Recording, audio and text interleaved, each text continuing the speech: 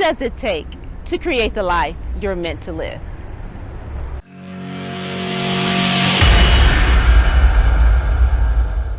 Make sure you have your pen and paper ready to take notes from today's episode. My interview with Joyce Bone is full of nuggets you won't want to miss.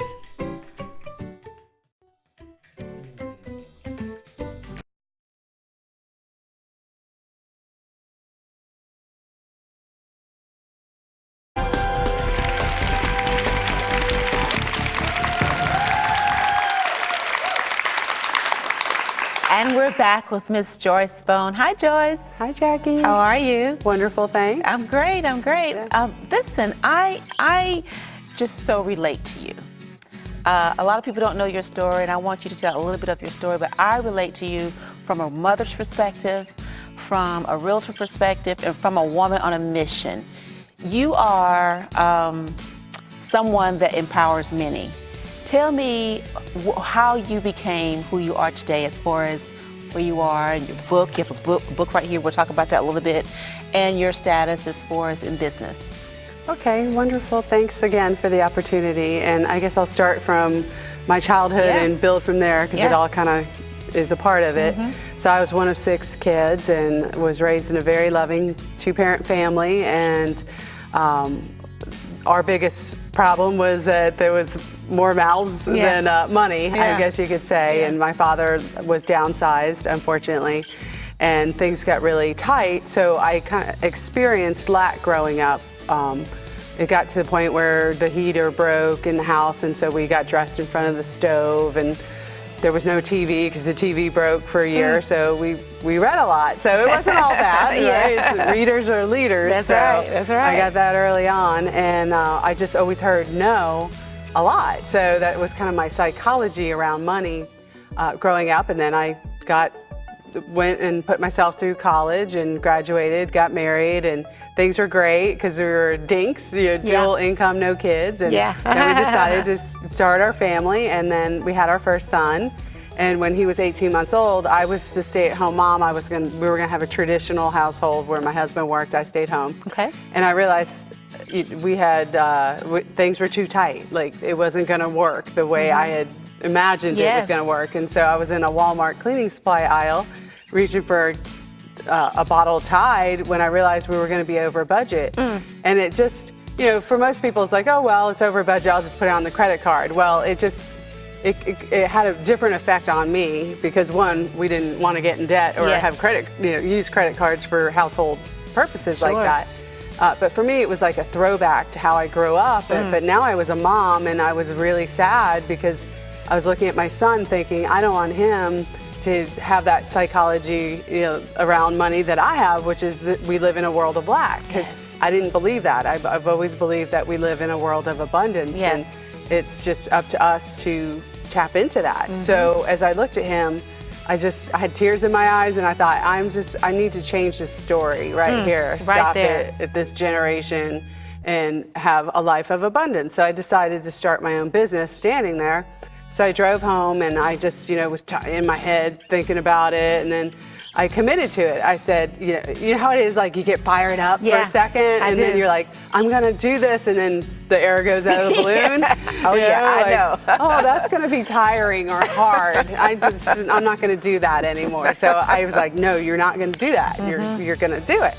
So I got home and I started writing down ideas, and over a 10-day period, I had 30 really bad ideas. But I said, well, that's okay because it's not gonna be obstacles anymore. It's no more no's, only how. That became my mantra. That's right. And so from there, I actually came up with my idea by having lunch with my former boss, who was like a friend and a mentor to me over the years. And he was the first real successful entrepreneur I ever knew. And he was a tremendous influence on my life, and just love him to death. And so that's when I came up with the idea for my business, which I was in the environmental field through college, and decided to copy a model where you would roll up businesses, meaning you would go acquire them so you could grow fast. Okay. Well, I didn't have $15 for the Tide. I certainly didn't have millions of dollars to go buy businesses with. But again, I just said, I'm going to be mentally tough, whatever obstacles get thrown at me, I'm going to overcome them. So that was, there's a whole story that went with that that's covered in my book, but which I don't think we have enough time to go into all the details with. But I just kept putting one foot in front of the other. I didn't know what I was doing. Well, just let me ask you this. Okay, so you didn't have enough money to buy the Tide, but yet your next step really was to go buy a business, create a business, and then buy businesses. And I mean, a lot of people can't make that jump. Yeah. Yeah. Well, I think that's where my youth, I was so naive. Yeah. I was like, well, of course I can do it. I set my mind to something and I can figure it out. And that's basically what I did. I chunked it backwards. I said, well, where do I want to be?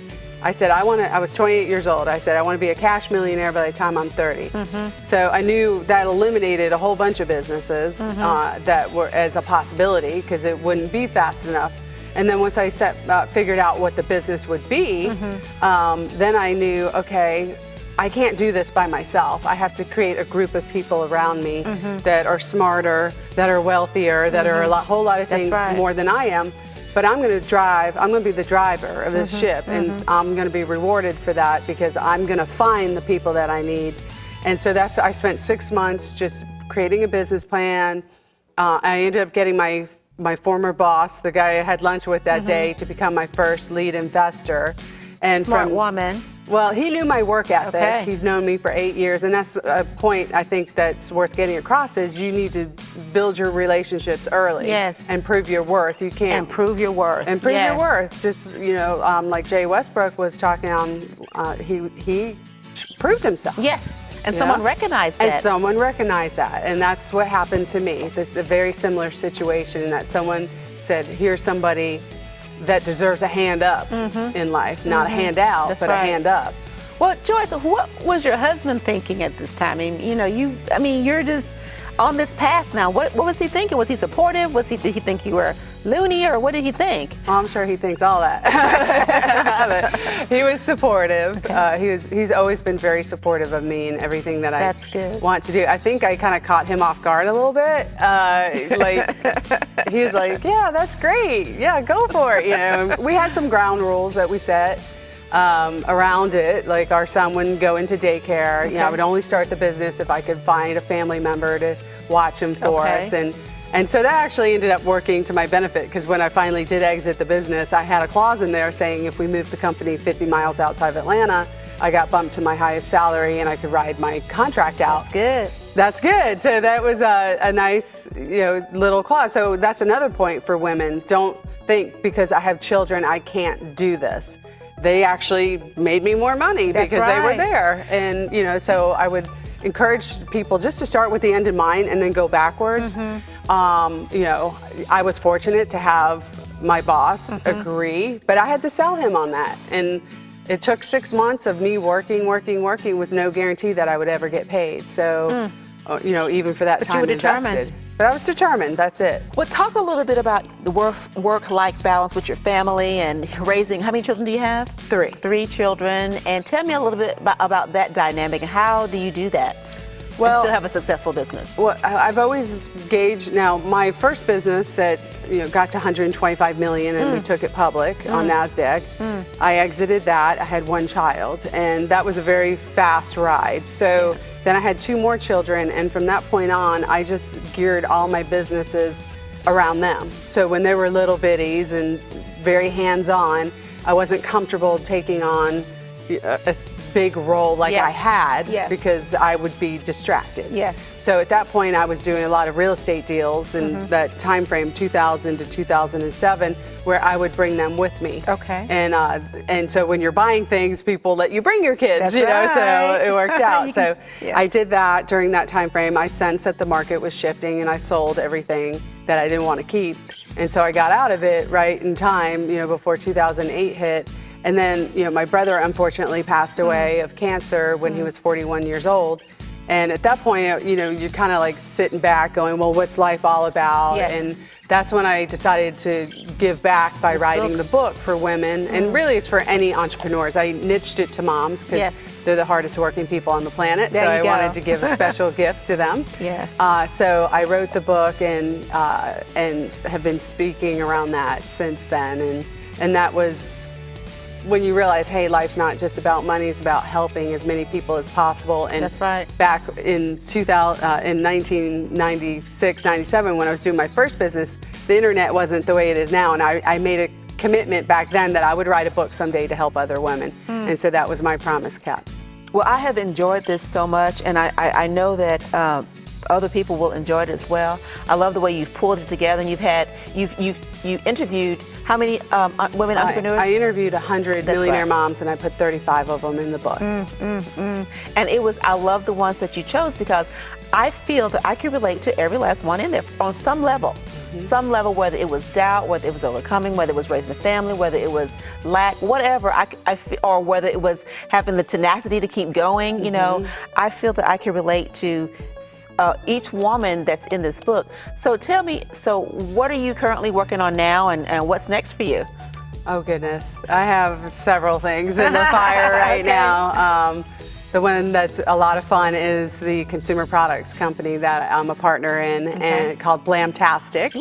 And it was started by a mom and her two daughters in their kitchen, and from there we're now in Walmart and across the nation, and we're on track to do $8 million next year with that business. And I also have my real estate business still, and looking at getting involved in another, and I'm also director of national accounts for a waste and recycling company. So you're busy, and I understand that, you know, one of your big things is to be so busy you have to stay fit. Yes. Okay, what's your secret? How often do you work out? Well, ideally 5 days a week. That's my goal. And I normally wear a Fitbit. I'm not wearing it right now, but to track how much, you know, actual walking or running I'm doing every day. Weights is a big part of it, because it helps you build up your bone density. Plus, it makes you look good. Yeah. And then, of course, eating right and all that. So it's just a priority. You know, once you hit 40, you just gotta do something. Because if not, it's just like game over. That's right. Yeah. Well, I love the fact that you seem like you've always been committed, you've been focused, you're driven, but you know how to take time to raise your family. You have boundaries that you set with your husband. You're a woman of wisdom. From what I've met this time and then before, I feel like you're a woman of excellence, and I applaud you, and I'm glad that you're here to share, and you didn't mind taking the time out to share. One thing I want to say is that if you are someone who needs to be empowered, needs to be inspired, this is the place. These are the people that we have on the show that come in and say what they're doing in their lives and the things that empower them. What I want to leave you with today is to be the person that you've always admired. To find out more about our guests, go to JackieBrownProductions.com, and remember to like us on Facebook. Thank you so much, and be blessed.